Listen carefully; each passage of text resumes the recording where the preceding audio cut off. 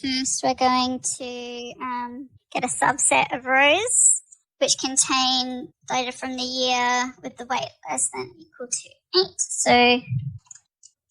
So we get surveys.df year equal to 1999 and surveys.df.weight, need the brackets, greater than or equal to 8. So if we didn't have a length and we get that, if we want to know how many rows it came up with, then we use the length. Now the isin command. So here we're going to find all the plots that count particular species in survey's data frame and count that. So here all the species is in the random list that we've chosen, and we just want the plots and to count them.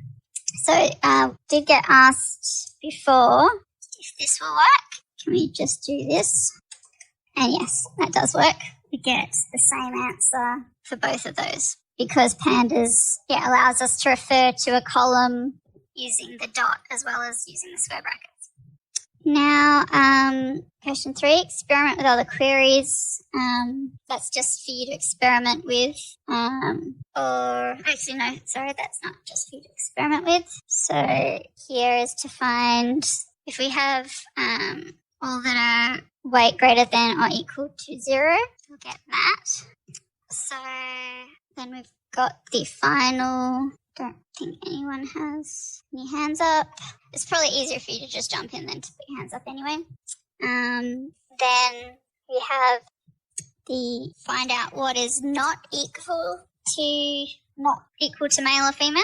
So here we're going to I think this answer that I've got. Yeah, that is right. Yeah, sorry.